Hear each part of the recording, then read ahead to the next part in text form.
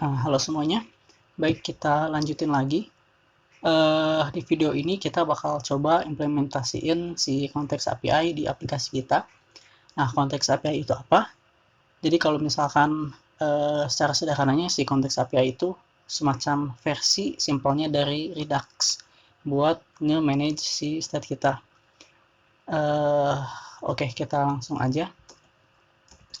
Tapi sebelumnya, sebelum kita lupa, ada satu hal yang kelupaan di sini. Di si history ini kita mau coba cek dulu. Jadi kalau misalkan di sini si historisnya itu kosong gitu ya, yang lebih besar dari 0 itu kan, kita baru bakal nge-return si table ini kayak gini. Kalau misalkan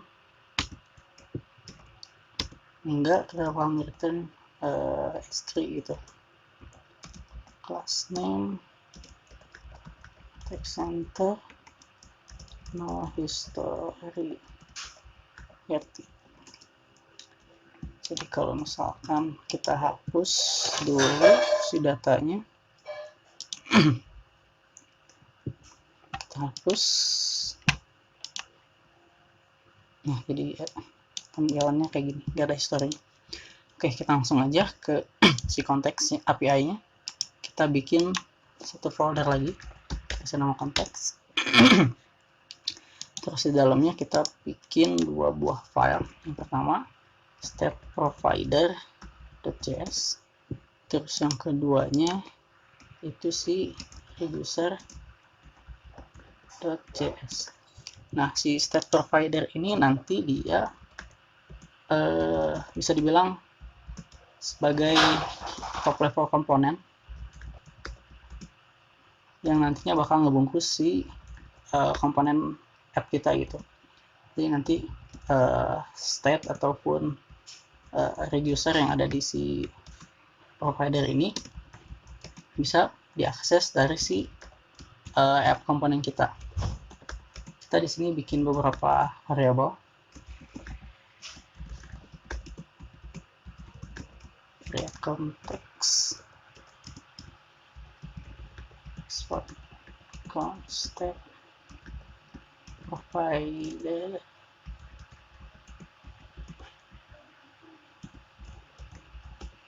reducer initial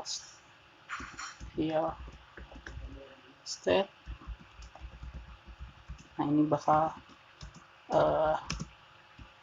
punya tiga buah props di sini. Ada reducer, initial state, sama children. State context.provider.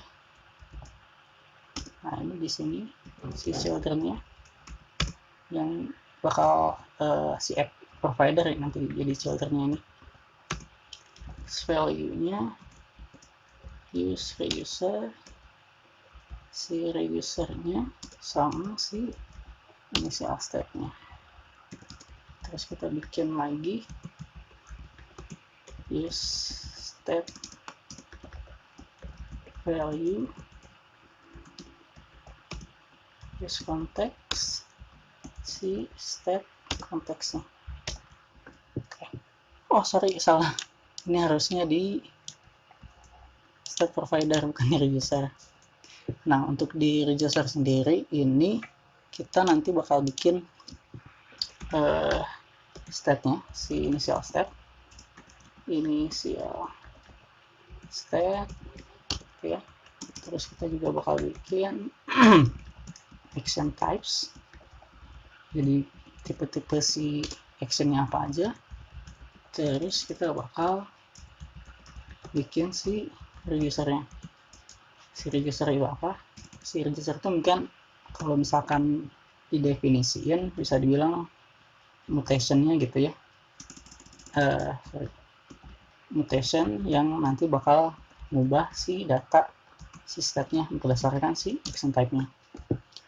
Initial state-nya pertama is loading false, terus error no, terus link nya kosong, terus resultnya no, terus si historisnya array kosong. Jadi si state yang ada di sini, nah ini semua atau yang ada di sini bakal kita pilihin ke si state yang ada di registernya. Terus untuk action type-nya ini sebenarnya static variable ya, supaya nanti pas manggil si registernya nggak ada salah atau ada typo kayak gitu sih. Set is loading.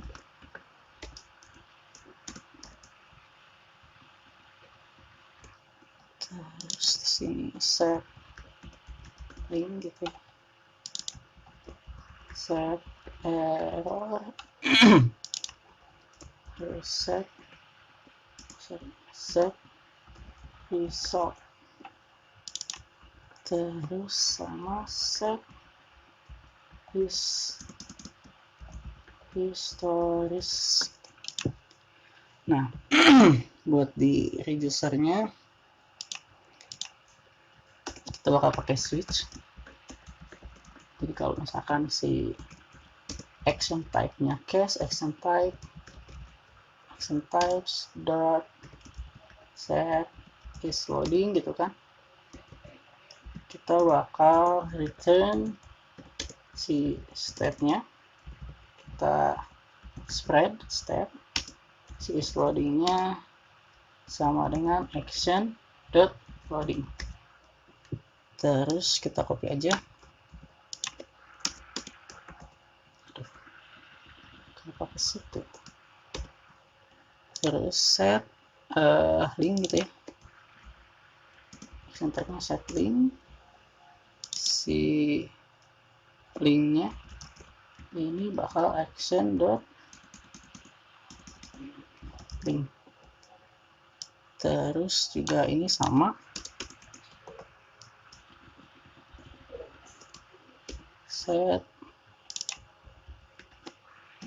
error, action type-nya si error ini sama dengan action dot error gitu. Terus set historis ini si historisnya sama dengan action dot historis kayak gini. Terus apa lagi belum? Result ya. Oke. Terus yang result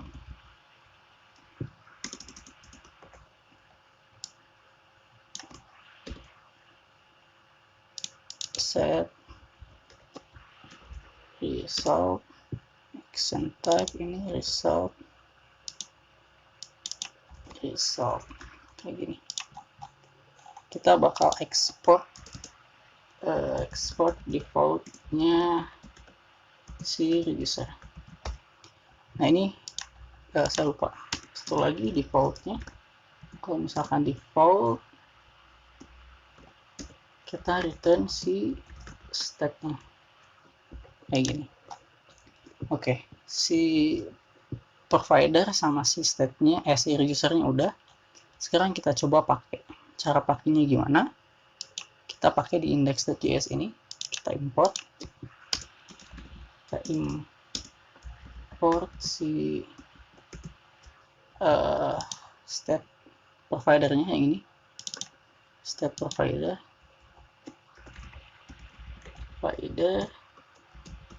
from context state provider. Terus kita import juga si register sama si initial state ya, initial state-nya dari si registernya. Nah, cara pakainya gimana? Kita bakal bungkus si app-nya di state provider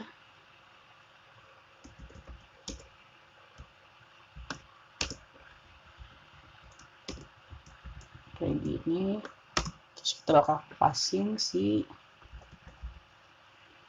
registernya, kita registernya register kayak gini, terus initial stepnya initial step. Oke, ya oke, gini aja sih cara pakainya. Nah, selanjutnya kita bakal coba ganti si ini. Kita bakal refactor ya, pakai si reducer, si konteks API. Kita import dulu. Import pertama si use state value from context provider. Kita bakal ini yang state value yang ini, use state value. Terus kita bakal import juga si action type-nya. Action types from context reducer. Ini yang action types yang ini. Oke. Terus kita bakal hapus semuanya ini. Kita komen dulu aja. Terus kita bakal import di sini si use state value-nya. Kita masukin ini si is loading, terus histories, terus si link, terus si result, sama si errornya. Nah, jadi si use state value ini nanti dia bakal punya akses ke si initial state-nya kayak gitu. Oke, nah ini cara pakainya kayak gimana. Nah, ini buat ngedispatch-nya, buat ngepakai si reducer ini, kita dispatch di sini. Kita bakal ganti dispatch, terus kita butuh type-nya apa. Ini action types dot set histories buat yang ini. Terus historiesnya itu si JSON ini kayak gini, kita hapus. Nah, jadi ketika kita ngedispatch si di sini itu kita bakal masing dua buah parameter. Yang pertama itu type-nya, jadi type-nya apa, terus dia si action datanya apa. Nah, nanti dia bakal ngecek di sini di reducer-nya. Jadi action types, kalau misalkan action types-nya di sini kan historis nih. Nah, dia bakal nge-return si data ini gitu. Nah, si historis ini, si data historis ini, dia bakal diubah datanya berdasarkan si data yang di passing dari si dispatch ini gitu. Oke, yang lainnya juga sama, kita copy aja. Pertama yang is loading ini, terus yang set result sama yang set error. Set is loading ini juga sama, terus si ini loadingnya jadi true gitu ya. Terus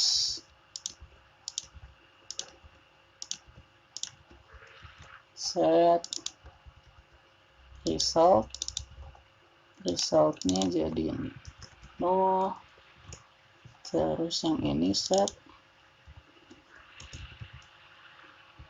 error, ini errornya jadi no. Terus mana lagi, oh ya, ini kurungnya nih kayak gini. Terus yang ini juga sama nih, ini set loading sama set errornya di sini, kita copy aja. Ini loadingnya jadi false, terus ini errornya jadi si data error ini set error. Terus yang ini set result, kita copy aja set result ini, resultnya jadi response data dot result kayak gini. Terus yang set historis juga kita copy aja di sini historis, terus historisnya ini sih historis log kayak gini, terus yang ini set error juga kita ganti error gini, terus yang ini set is loading false. Oke, semuanya udah. Wah, di bawahnya belum satu settling. Yang settling juga kita ubah ini set linknya di target value. Oke, kita save, terus kita coba. Oh, set histories is not defined. Kita coba reload dulu. Oh, masih set histories ini di home line 27. Set, oh ya, ini dependensinya kita ganti jadi si dispatch ini. Oke, coba reload. Oke, terus kita coba apakah berhasil ya. Loadingnya masih jalan. Oke, nah ini kalau misalkan kita pindah, coba pindah ke sini, terus kita pindah lagi, nah datanya masih tetap ada di sini. Oke, terus selanjutnya kita juga bakal nge-refactor si halaman si historinya. Halaman historinya kita bakal refactor, kita cuma butuh si historisnya aja, jadi yang lainnya kita hapus aja. Hapus, terus kita juga import si start value sama si action types-nya, import juga di sini. Terus kita ganti juga use effect-nya, ini dispatch kayak gini. Oke, kita save, terus kita coba load. Oke, coba hapus dulu. Oke, nah kita coba sekarang.